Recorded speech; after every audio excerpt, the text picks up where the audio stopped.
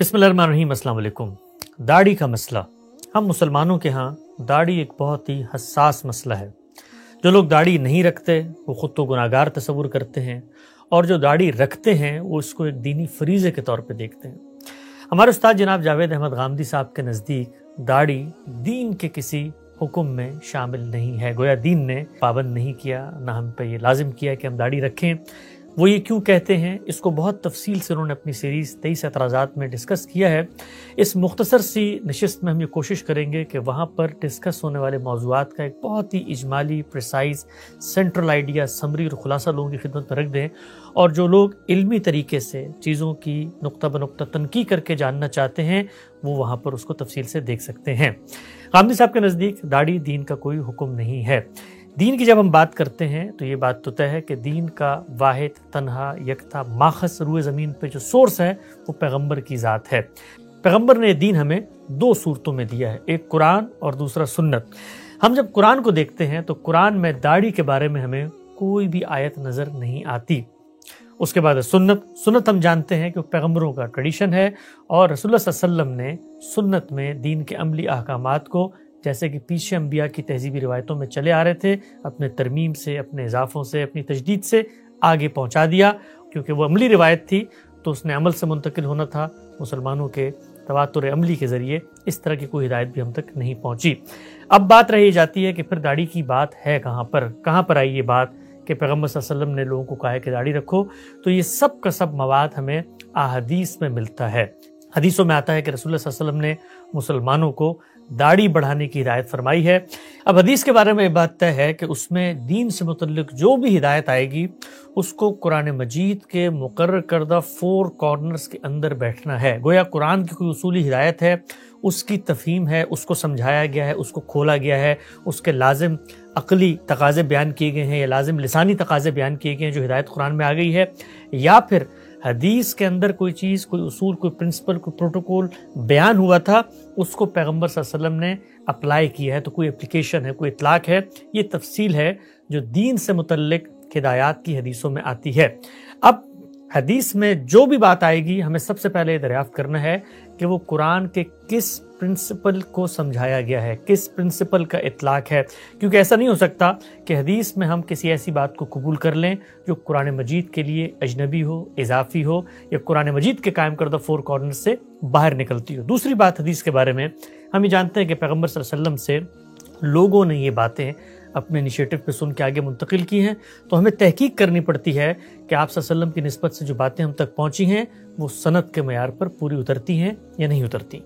आइए अब देखते हैं कि दाढ़ी से मुतल्लिक अहादीस हैं क्या, और हमारे उस्ताद जनाब गामदी साहब ने उनको कैसे देखा है, कैसे समझा है। तो दाढ़ी से मुतल्लिक अहादीस को 2 कैटेगरीज में हम तकसीम करते हैं। पहली किस्म वो है जिसमें रसूलुल्लाह सल्लल्लाहु अलैहि वसल्लम ने ऐसे लोगों की मुतकब्बिराना वज़ाक़त पर तबसरा फरमाया है जो उबाशों के अंदाज में बड़ी बड़ी मूछें रखते थे और दाढ़ी बहुत ही छोटी रखते थे। ये मगरूब और ख़ुद पसंद लोगों का एक अंदाज था, और कुरान मजीद ने चूंकि तकब्बुर से मना किया है, कुरान का प्रिंसिपल है, कुरान ने बता दिया है कि ऊँट सुई के नाके में दाखिल हो सकता है लेकिन तकब्बुर करने वाला जन्नत में दाखिल नहीं हो सकता। चुनांचे यही प्रिंसिपल है जो आजिज़ी के और फरोतनी के खिलाफ है, तो अल्लाह ताला को सख्त नापसंद है। इसी प्रिंसिपल को रिसालत मआब सल्लल्लाहु अलैहि वसल्लम ने इन रवायात में अप्लाई किया। चुनांचे गामदी साहब के मुताबिक इन रवायात में रसूलुल्लाह जो बात बयान कर रहे हैं वो ये हरगिज़ नहीं है कि मुसलमानों को लाजिमन दाढ़ी बढ़ानी है, बल्कि आप सल्लल्लाहु अलैहि वसल्लम सिर्फ तवज्जो दिला रहे हैं कि जो लोग छोटी दाढ़ी के साथ साथ बड़ी बड़ी मूछें रखकर अपनी वज़ाक़त को मुतकब्बिराना बना देते हैं, ये दीन में नापसंदीदा है, गैर मतलूब है। इससे हर शख्स को बचना चाहिए। आपने देखा होगा कि अक्सर लोग बड़ी बड़ी मूछें रखते हैं और वो मूछें निकल के उनको ताव देते हैं, उनको बल देते हैं, और उससे अपनी हैबत, अपना रोत, अपना एक तफव्वुक, अपनी एक बर्तरी लोगों पर कायम करना चाहते हैं। तो आप सल्लल्लाहु अलैहि वसल्लम ने फरमाया कि अगर कुछ बढ़ाना है तो दाढ़ी बढ़ाओ, मूछें छोटी कर लो। यानी अगर तुम्हें शौक ही है कि भाई तुम्हारे मुंह पे कोई बड़े बाल होने चाहिए तो दाढ़ी बढ़ा लो, इसलिए कि दाढ़ी जब बढ़ेगी तो दाढ़ी का बड़ा होना ये तकब्बुर की अलामत بظاہر نظر نہیں آتا. آپ یہ دیکھیے ہمارے انسانوں کے تاریخ میں دیکھیے، ہمارے رویوں میں دیکھیے، ہمارے تعاملات میں دیکھیے، ہمیشہ مونچھیں بڑی کر کے تکبر کا اظہار کیا جاتا ہے. داڑھی بڑی کرنے سے نہیں ہوتا.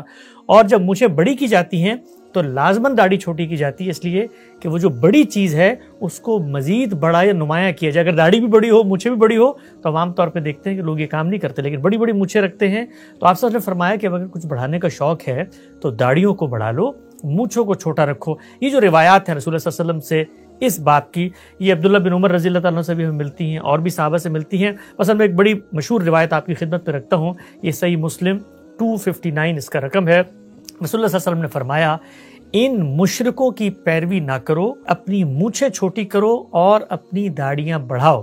اسی طرح ایک اور حدیث میں سیدنا ابو ہریرہ رضی اللہ عنہ کی نسبت سے آتا ہے کہ رسول اللہ صلی اللہ علیہ وسلم نے فرمایا اپنی مونچھیں چھوٹی کرو اور داڑیاں بڑھاؤ اور ان مجوسیوں کی پیروی نہ کرو. ان مجوسیوں کی پیروی نہ کرو، یہ بڑی اہم بات ہے. مسند احمد رقم 8785 میں بات نقل ہوئی ہے.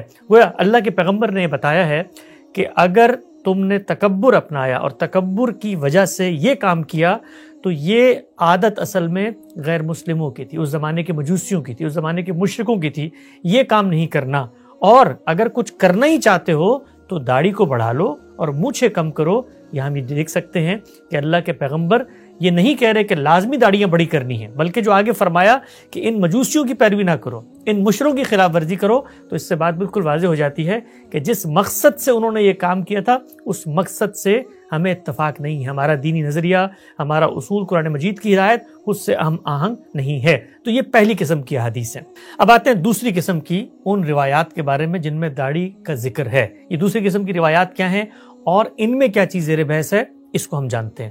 دیکھیں جو دوسری قسم کی حدیث ہیں اس میں رسول اللہ صلی اللہ علیہ وسلم لوگوں کو، اہل ایمان کو، اپنے ماننے والوں کو اہل کتاب کی بعض بدعات کے بارے میں خبردار کر رہے ہیں، ان سے روک رہے ہیں، اس میں متنبہ کر رہے ہیں.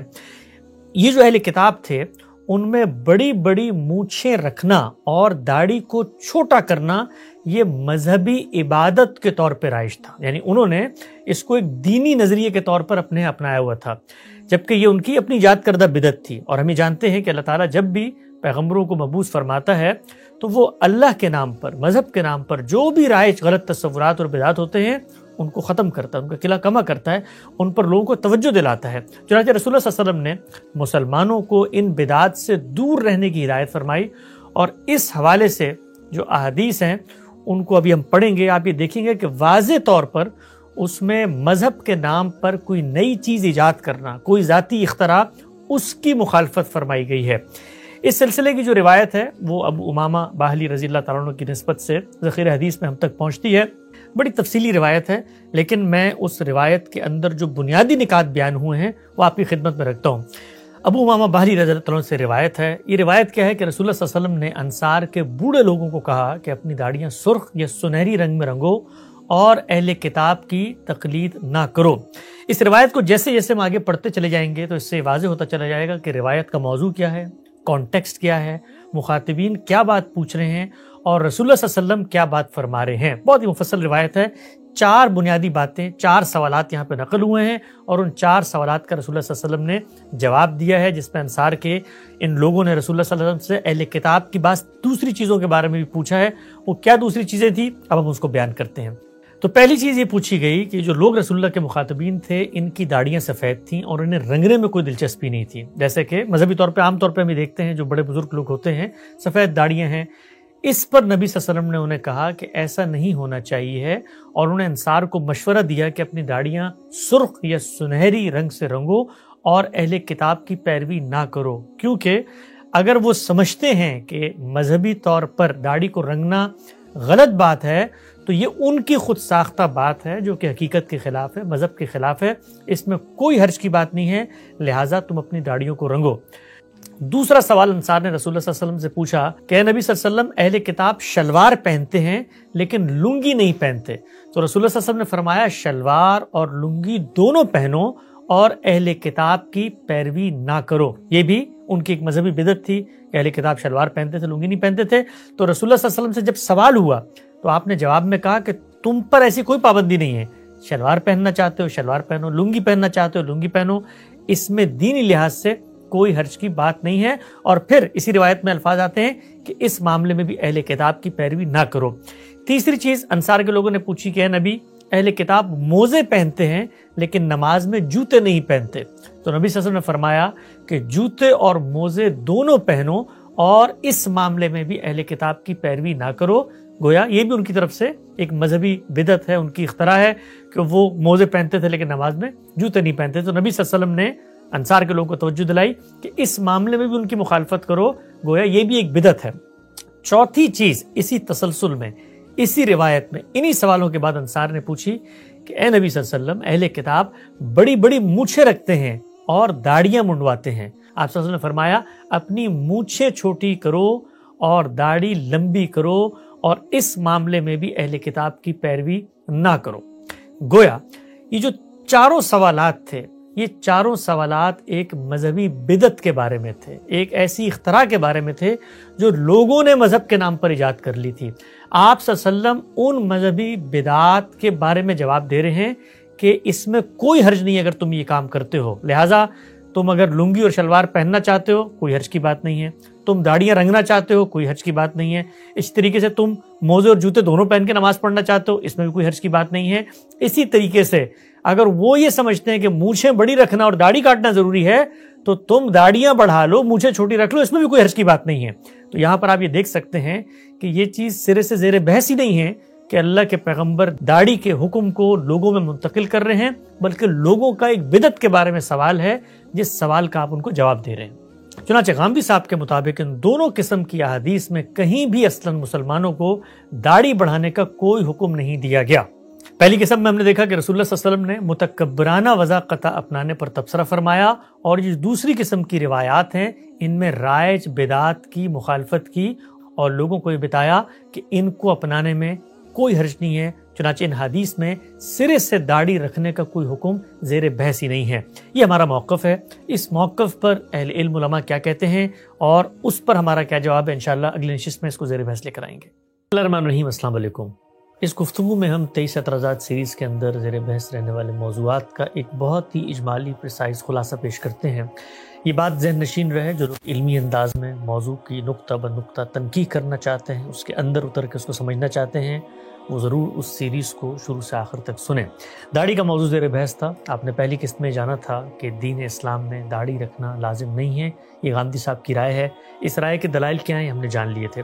اس نشست کے اندر ہم یہ جانیں گے کہ جو رائے غامدی صاحب نے پیش کی ہے علماء کرام اس سے متفق نہیں ہیں، کیوں متفق نہیں ہیں، ان کے کیا اعتراضات ہیں، اور ان اعتراضات کا غامدی صاحب نے اپنی نشست میں کیا جواب دیا ہے، ایک خلاصہ آپ لوگوں کی خدمت میں رکھیں گے۔ دیکھیے 3 بنیادی طور پہ اعتراضات پیش کیے گئے ہیں۔ کہا جاتا ہے کہ غامدی صاحب جو بات کہہ رہے ہیں ان 3 اعتراضات کی روشنی میں ان کی بات قابل قبول نہیں ہو سکتی۔ پہلا اعتراض کیا ہے؟ پہلا اعتراض، جس طرح غامدی صاحب کا دعویٰ تھا کہ قرآن و سنت کے اندر داڑھی رکھنے کی کوئی ہدایت سرے سے مذکور نہیں ہے۔ علماء کی جانب سے کہا جاتا ہے کہ یہ بات خلاف حقیقت ہے۔ قرآن مجید کی سورہ روم کی آیت 30 سے 32 تک میں ایک ایسی ہدایت موجود ہے جس سے ہم یہ حکم اخذ کر سکتے ہیں کہ داڑھی رکھنا لازم ہے۔ پڑھتے ہیں سورہ روم کی آیت 30 سے 32، آیت کیا کہتی ہے، علماء کیا کہتے ہیں، اور ہم سب کو جواب کیا ہے۔ پہلے اعتراض کی جانب ہم بڑھ رہے ہیں۔ ارشاد فرمایا، سو ایک خدا کے ہو کر تم اپنا رخ اس کے دین کی طرف کیے رہو، تم اللہ کی بنائی ہوئی فطرت کی پیروی کرو جس پر اس نے لوگوں کو پیدا کیا۔ اللہ کی بنائی ہوئی اس فطرت میں کوئی تبدیلی نہیں ہو سکتی۔ یہ آیت آپ نے پڑھ لی۔ اس آیت کو پیش کر کے ہمارے علماء اکرام یہ دعویٰ کرتے ہیں کہ آیت میں یہ کہا گیا ہے کہ اللہ نے جس فطرت پہ تمہیں پیدا کیا ہے اس کی پیروی کرنی ہے اور فطرت کو تبدیل نہیں کرنا۔ چنانچہ داڑھی انسانی جسم پر فطرتاً نمودار ہوتی ہے۔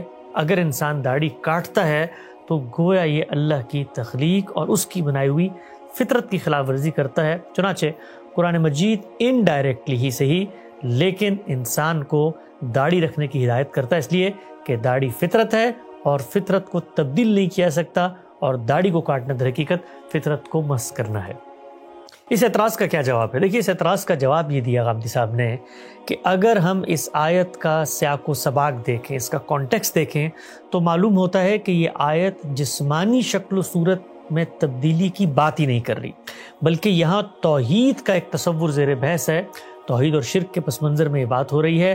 رسول اللہ صلی اللہ علیہ وسلم کی بعثت کے وقت لوگ شرک کے گناہ میں مبتلا تھے، یہی وجہ ہے کہ قرآن میں شرک کی مذمت کی گئی ہے اور توحید کی طرف بلایا گیا۔ اس آیت میں بھی یہی بات کہی گئی ہے کہ شرک انسان کی فطرت کے مطابق نہیں ہے، جبکہ توحید انسان کی فطرت کا حصہ ہے۔ اس آیت کا اگر آپ کانٹیکسٹ دیکھیں، آگے پیچھے سے دیکھیں، سیاق و سباق کو دیکھیں، تو آیت کو پڑھتے ہی یہ بات واضح ہو جاتی ہے کہ قرآن لوگوں پر یہ زور دے رہا ہے کہ توحید وہ چیز ہے جو آپ کے اندر فطری طور پر موجود ہے، اور جب آپ توحید کو ترک کر کے شرک کو اختیار کرتے ہیں تو گویا آپ فطرت کے ان حاصلات اور فطرت کی اس رہنمائی کی مخالفت کرتے ہیں، اس کی حمایت نہیں کرتے۔ آئیے ذرا اس آیت کو اوپر نیچے سے ملا کر پڑھتے ہیں کہ آیت خود کیا بتاتی ہے کہ یہاں پر کیا توحید کا موضوع زیر بحث ہے۔ تو ارشاد فرمایا، سو ایک خدا کے ہو کر تم اپنا رخ اس کے دین کی طرف کیے رہو، تم اللہ کی بنائی ہوئی فطرت کی پیروی کرو جس پر اس نے لوگوں کو پیدا کیا ہے۔ اللہ کی بنائی ہوئی اس فطرت میں کوئی تبدیلی نہیں ہو سکتی، یہی سیدھا دین ہے، لیکن اکثر لوگ نہیں جانتے۔ اس کی پیروی کرو، تم سب اللہ کی طرف متوجہ ہو کر اور اس سے ڈرتے رہو اور نماز کا اہتمام رکھو، اور مشرکین میں سے نہ ہو جاؤ، ان مشرکین میں سے جنہوں نے اپنے دین میں تفرقہ ڈالا اور گروہوں میں بٹ گئے، ہر گروہ اسی میں مگن ہے جو اس کے اپنے پاس ہے۔ دیکھیے آیت کو پڑھنے سے یہ بات 2 اور 2 4 کی طرح واضح ہو جاتی ہے کہ یہاں پر کیا چیز زیر بحث ہے۔ چنانچہ جو استدلال اس آیت سے کیا جاتا ہے کہ داڑھی بھی انسانی جسم پہ اگاتی ہے اور داڑھی کو کاٹنا فطرت کی تبدیلی اور قرآن مجید اسی کی ممانعت کر رہا ہے، تو آیت کے اندر سرے سے ایسی کوئی چیز زیر بحث ہی نہیں ہے۔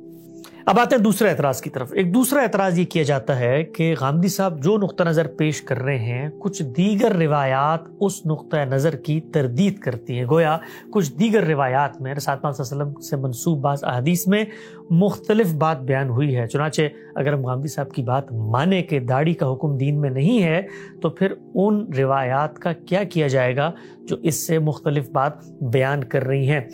تو ایک حدیث میں یہ کہا گیا ہے کہ انسانی فطرت کی 10 چیزیں ہیں، اور ان 10 چیزوں میں داڑھی رکھنا بھی شامل ہے، جس کی وجہ سے لوگوں کا یہ کہنا ہے کہ ہمیں جب رسول اللہ صلی اللہ علیہ وسلم کی ایک دوسری روایت میں فطرت میں شامل چیزوں کے حوالے سے داڑھی کے بارے میں یہ رہنمائی مل گئی ہے، تو اب ہمیں قرآن مجید کے اندر جب فطرت کی تبدیلی کی بات کی گئی ہے تو اس کو بھی اسی روشنی میں دیکھنا چاہیے، اور اس کے ساتھ ساتھ خود روایت ہمیں بتا رہی ہے کہ داڑھی رکھنا تو فطرت کا حصہ ہے اور فطرت پر ہم نے عمل درآمد کرنا ہوتا ہے۔ تو کہا جاتا ہے کہ انسانی فطرت میں جو 10 چیزیں روایت نے بتایا شامل ہیں، اس میں داڑھی بھی ہے۔ وہ 10 چیزیں کیا ہیں روایت میں؟ ایک ایک کر کے ہمیں دیکھ لیتے ہیں۔ پہلی مونچھیں تراشنا، دوسری داڑھی بڑھانا، تیسری مسواک کا استعمال، چوتھی ناک میں پانی چڑھانا، پانچویں ناخن کاٹنا، چھٹی جوڑوں کو دھونا، ساتویں بغلوں کے بال صاف کرنا، آٹھویں شرمگاہوں کے بال صاف کرنا، نویں جسمانی ضرورت کے بعد پانی سے نجاست حاصل کرنا۔ اور اسی روایت میں آتا ہے کہ راوی نے کہا کہ مجھے 10ویں چیز یاد نہیں ہے، لیکن ممکن ہے وہ منہ دھونا ہو۔ صحیح مسلم کے اندر یہ روایت آتی ہے۔ آئیے بھی دیکھتے ہیں کہ جو حدیث ہے اس سے کیا وہ مقدمہ ثابت ہوتا ہے جو علماء عام طور پہ ثابت کرنا چاہ رہے ہوتے ہیں۔ تو یہ بات جاننے کی ہے کہ اس روایت کے بارے میں خود بڑے بڑے محدثین نے بہت اہم سوالات اٹھائے ہیں اور اسے قبول نہیں کیا۔ اس حدیث کے بارے میں امام ابن عبد البر اور دیگر علماء نے سخت تنقید کی ہے۔ ان کا کہنا ہے کہ یہ حدیث رسول اللہ صلی اللہ علیہ وسلم سے ثابت نہیں ہے، اس حدیث کے راوی معتبر نہیں ہے۔ مزید یہ کہ راوی یہاں 10ویں چیز کو یاد نہیں رکھ پایا، اس وجہ سے یہ بات قابل اعتبار نہیں ہے کہ جو باقی چیزیں اس نے بیان کی ہیں وہ بھی اسے مستحضر۔ اور اس کے برعکس علماء یہ کہتے ہیں کہ ہمیں ایک اور حدیث ملتی ہے جس میں انسانی فطرت کے بارے میں 5 چیزیں بیان کی گئی ہیں۔ گویا یہ جو 10 چیزیں بیان کی گئی ہیں یہ وہاں نہیں پائی جاتی، اور وہ جو روایت ہے وہ عبداللہ ابن عمر رضی اللہ تعالیٰ سے منقول ہے اور صحیح بخاری جیسی ایک بڑی عظیم کتاب میں بھی ہے۔ وہ روایت کیا ہے؟ وہ روایت یہ ہے کہ عبداللہ بن عمر نے رسول اللہ صلی اللہ علیہ وسلم سے نقل کیا ہے کہ انسانی فطرت میں 5 چیزیں شامل ہیں: ختنہ، شرمگاہوں کے بال صاف کرنا، مونچھیں تراشنا، ناخن کاٹنا اور بغلوں کے بال صاف کرنا۔ اس حدیث میں داڑھی رکھنے کا کوئی ذکر نہیں ہے۔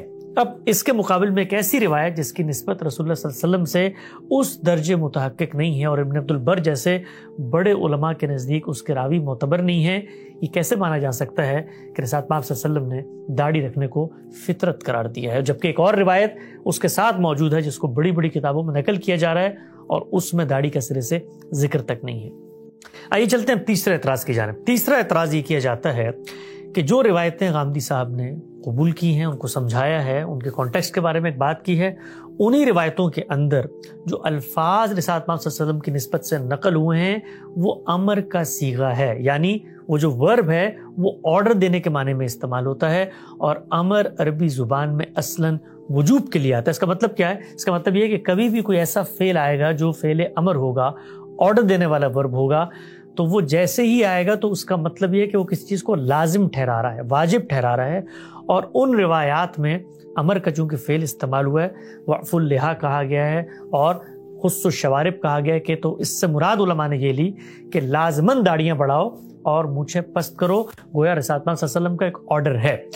تو ہم سب یہ کہتے ہیں کہ یہ جو امر کا صیغہ ہے یہ اصلاً وجوب کے لیے آتا ہے، یہ دعویٰ ہی درست نہیں ہے۔ امر جو ہے وہ وجوب کے لیے بھی آتا ہے، استحباب کے لیے بھی آتا ہے، اباحت کے لیے بھی آتا ہے، اور اس سے مختلف باقی معنی میں بھی آتا ہے۔ جیسے قرآن مجید میں خود اللہ تعالیٰ کئی جگہوں پہ امر کا صیغہ استعمال کر رہے ہیں، لیکن کوئی بھی شخص دنیا میں پڑھنے والا یہ نہیں کہہ سکتا کہ اللہ تعالیٰ یہاں پر وہ ورب یوز کرنے کے بعد کسی چیز کو لازم ٹھہرا رہے ہیں۔ جیسے مشہور آیت ہے سورہ بقرہ کی، وَكُلُوا وَاشْرَبُوا، اللہ تعالیٰ کہتے ہیں جاؤ کھاؤ پیو۔ اب ہر کوئی آدمی جانتا ہے کہ یہاں اللہ تعالیٰ ہم مسلمانوں پر لازم نہیں کر رہے کہ ہم جائیں اور لازمی طور پہ کھائیں، سب یہی کہتے ہیں کہ یہاں پر امر وجوب کے لیے نہیں ہے، اباحت کے لیے ہے۔ تو ہمیشہ جو جملہ ہوتا ہے وہ طے کرتا ہے، کانٹیکسٹ طے کرتا ہے، سیاق و سباق طے کرتا ہے کہ امر یہاں پر کس معنی میں آیا ہے۔ چنانچہ ہم اس روایت کو پڑھتے ہیں جہاں پر یہ الفاظ آئے ہیں، اور پڑھنے کے بعد آپ لوگ یہ دیکھ لیں گے کہ جو چیزیں وہاں زیر بحث ہیں کیا رسالت پاک صلی اللہ علیہ وسلم انہیں لازم کر رہے ہیں۔ آئیے پڑھتے ہیں روایت کو۔ تو یہ ابو امامہ باہلی رضی اللہ تعالیٰ عنہ کی روایت ہے۔ آپ کا بیان ہے کہ رسالت پاک صلی اللہ علیہ وسلم انصار کے کچھ بڑے بوڑھوں کی مجلس میں تھے جن کی داڑیاں سفید ہو چکی تھیں۔ تشریف لائے تو ان سے کہا، انصار کے لوگوں اپنی داڑیوں کو سرخ یا زرد کر لیا کرو اور اس معاملے میں اہل کتاب کی مخالفت کرو۔ اب ہم صاحب نے ترجمہ کیا کر لیا کرو، یہ ترجمہ نہیں کیا کہ اپنی داڑیوں کو لازماً زرد یا سرخ کرو۔ آگے پڑھتے ہیں، اس سے واضح ہو جائے گا کہ یہ ترجمہ کیوں کیا گیا ہے۔ پھر ابو امامہ کہتے ہیں کہ اس پر ہم نے سوال کیا، رسول اللہ پھر اس کا کیا حکم ہے کہ اہل کتاب شلوار پہنتے ہیں اور وہ تہہ بند نہیں باندھتے؟ آپ نے فرمایا تم شلوار بھی پہنو اور تہہ بند بھی باندھو، اس معاملے میں بھی ان کی مخالفت کرو۔ پھر ہم نے سوال کیا اور اس کے کہ اہل کتاب موزے پہنتے ہیں، وہ جوتے نہیں پہنتے، نبی صلی اللہ علیہ وسلم نے فرمایا تم موزے بھی پہنو اور جوتے بھی، اور اس معاملے میں بھی اہل کتاب کی مخالفت کرو۔ ہم نے سوال کیا رسول اللہ اور اس کا کہ اہل کتاب داڑھی کترواتے اور مونچھیں خوب بڑھاتے ہیں؟ ابو امامہ کہتے ہیں کہ اس پر بھی نبی صلی اللہ علیہ وسلم نے فرمایا تم مونچھیں تراشا کرو اور داڑھی کو خوب بڑھاؤ، جس طرح وہ مونچھوں کو بڑھنے دیتے ہیں، اس معاملے میں بھی اہل کتاب کی مخالفت کرو۔ اب اس روایت کو دیکھیے، یہاں پر جو چار چیزیں بیان کی گئی ہیں، اگر آپ داڑھی کے بارے میں یہ کہتے ہیں کہ یہاں پر امر وجوب کے لیے آیا ہے تو وہی ایگزیکٹ سیم فعل ہے جو اوپر استعمال ہوا۔ پھر تو ہمیں یہ بھی کہنا پڑے گا کہ شلوار پہننے کو بھی رسالت پاک صلی اللہ علیہ وسلم نے اور تہبند باندھنے کو بھی رسالت پاک صلی اللہ علیہ وسلم نے لازم قرار دے دیا، اس طرح موزے اور جوتے دونوں کو پہن کر نماز پڑھنے کو لازم قرار دے دیا، اس طرح اپنی داڑھیوں کو رنگوانے پر لازم قرار دے دیا۔ تو ہر شخص جانتا ہے کہ کانٹیکسٹ یہ بتا رہا ہے کہ سوال کرنے والے نے یہ پوچھا ہے کہ دوسرے لوگ یہ نہیں کرنے دیتے، وہ دینی لحاظ سے سمجھتے ہیں کہ یہ جائز نہیں ہے۔ تو رسالت پاک صلی اللہ علیہ وسلم نے یہاں پر جو امر کا صیغہ استعمال کیا وہ اباحت کے لیے، یعنی یہ بتانے کے لیے کہ یہ کام کرنا جائز ہے، تم کرنا چاہو تو یہ کام کرو، اس میں ان کی مخالفت کرو۔ اس پوری بحث کو سننے کے بعد خلاصہ کلام کیا ہوا؟ خلاصہ کلام یہ ہوا کہ غامدی صاحب داڑھی رکھنے کو اسلام کا حکم نہیں سمجھتے، کیونکہ دین سے ایسا کوئی حکم ثابت نہیں ہے، نہ قرآن میں اس کا کوئی ذکر ہے، نہ سنت میں۔ جہاں تک حدیث کا تعلق ہے تو وہاں اس کا ذکر ہدایت یا حکم کے طور پر نہیں، بلکہ دو صورتوں میں رسول اللہ صلی اللہ علیہ وسلم نے اس کا ذکر کیا، ایک متکبرانہ طریقے پر مونچھیں بڑی اور داڑھی چھوٹی رکھنے والوں پر ناپسندی کا تبصرہ کیا ہے، اور دوسری صورت میں بدعات کی مخالفت کی ہے۔ یہاں یہ چیز پیش نظر رہے کہ ان احادیث سے ہٹ کر دین کی جو ایک مستقل روایت ہے سنت کی، اس میں اللہ کے پیغمبر نے مونچھوں کو پست رکھنا، مونچھوں کو تراشنا، اس کا ایک الگ سے حکم جاری فرمایا ہے جو ان روایات میں زیر بحث نہیں ہے، اور اس کی کیا وجہ ہے اس کو آپ غامدی صاحب کی کتاب میزان میں پڑھ سکتے ہیں۔ اقول قولی ھذا واستغفر اللہ لی ولکم ولسائر المسلمین۔